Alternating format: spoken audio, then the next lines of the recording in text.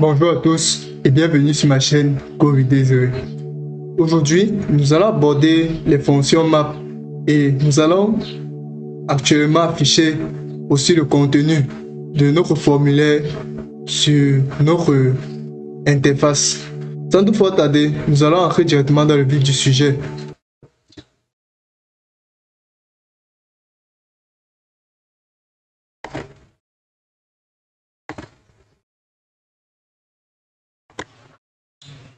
Nous voilà de retour sur notre projet. Dans cette leçon, nous allons maintenant afficher le contenu grâce aux maps. Ici maintenant, ce que nous allons faire, nous allons venir retirer dans le produit JSON. Ce que nous allons faire, nous allons utiliser le map. Et donc, ceci, on va mettre en commentaire. Tout ceci, on va mettre en commentaire. Ok. Après l'avoir fait, on va venir ici. On crée une nouvelle div. Et dans cette div-ci, on va mettre notre récupérer JSON. Et ce récupérer JSON, on va appliquer les maps. On va mettre ça dans les accolades, comme c'est une variable. Puis on va utiliser le map pour pouvoir récupérer toutes les données et afficher. Ici, on va mettre une fonction d'appel. Ici, on va dire produit. Et là, on va mettre la fonction d'appel. Ici, on va retourner ceci. Nous allons copier ceci. On va retourner ceci.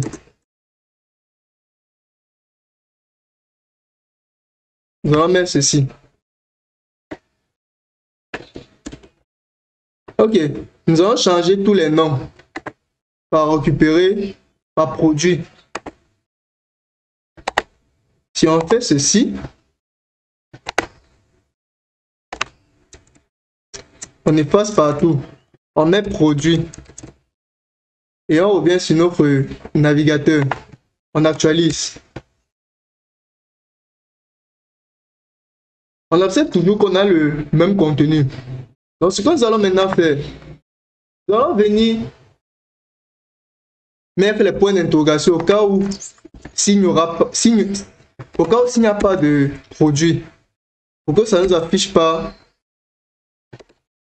d'erreur. On fait ceci pour dire au cas où s'il n'y a pas de produit. Maintenant, après avoir fait cela, on va venir ici dans notre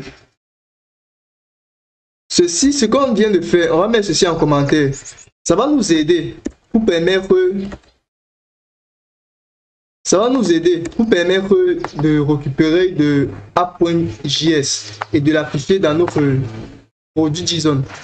Ici maintenant, ce que nous allons faire, nous allons créer un nouveau state. Et le state, si on va l'appeler, on va dire array produit. Ici, on va donner le update produit. Puis, ici, on va mettre notre useState. Dans le useState-ci, on va donner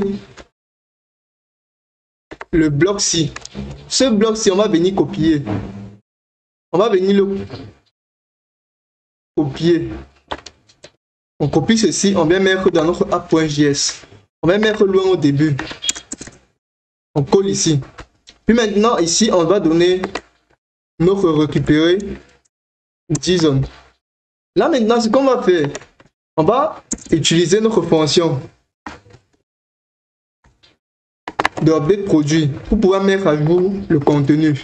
Regardez, ici on va mettre notre update produit, on va mettre notre tableau. Le tableau va contenir d'abord l'opération de propagation. Et l'opération de propagation sera notre array produit. On va mettre ici.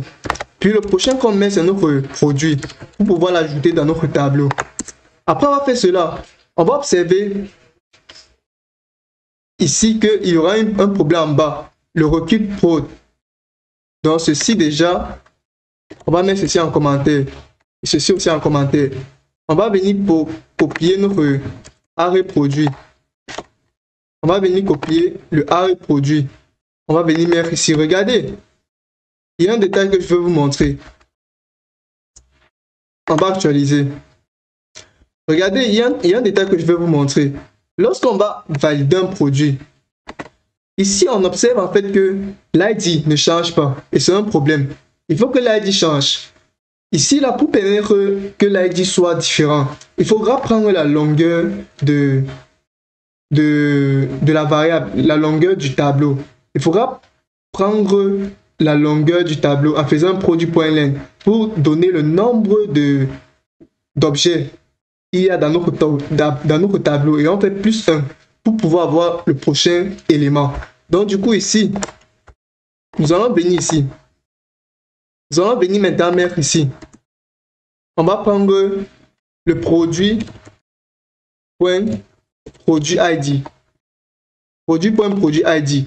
Parce que c'est ici dedans où il y a l'ID de notre élément. Pour l'instant, l'ID là ne sert encore à rien. Mais ici, il faut changer son ID. Et ici, pour changer, on va dire arrêt produit. Non, pas arrêt tout simplement. Arrêt produit.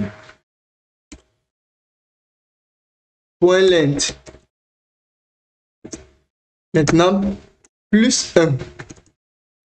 Et si on revient sur notre navigateur, on actualise ceci.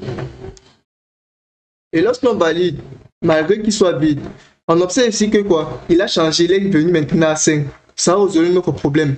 Si on clique pour le suivant, regardez, ici on a maintenant 6. Ça change. Donc maintenant, ce que nous allons faire, ceci est fonctionnel. Il faut maintenant afficher ça à l'écran. Pour le faire, on observe qu'on peut bien envoyer ceci. On revient sur notre produit.json.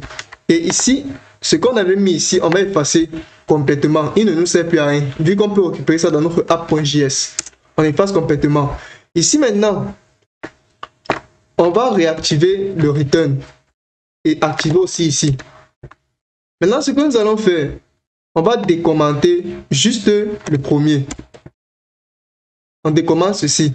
À ce niveau, ce n'est plus récupéré JSON. C'est maintenant propre point élément produit envoyé. Et s'il faut changer, non, je crois que c'est bon. Si on revient sur notre navigateur, on actualise. On voit en fait que on a le résultat qui est affiché. Maintenant, on va mettre des éléments. Ici, on va dire avocat. Le prix, ici, on va donner 540. Ici, on va donner la description bon, oui. On va mettre la disponibilité, puis on va choisir un fichier. On va mettre avocat. Et lorsqu'on valide, le voici qui est là visible. Maintenant, la raison pourquoi ça ne donne pas ceci, c'est parce qu'en fait, lorsqu'on peut récupérer le fichier, le nom du fichier, en front-end, pour ce qui est notre cas, ça ne peut pas donner. Vu que le file./fakepack ne peut pas fonctionner, il n'est pas égal à ce que nous on a dans notre projet. Et on voit qu'il est bien fonctionnel. Si je viens encore ajouter un nouveau, je valide. On observe quoi? Il s'est ajouté et avoir aucun élément. C'est tout pour ce tutoriel. S'il te plaît, n'oublie pas de t'abonner, de liker, puis de partager. Sur ce, peace out.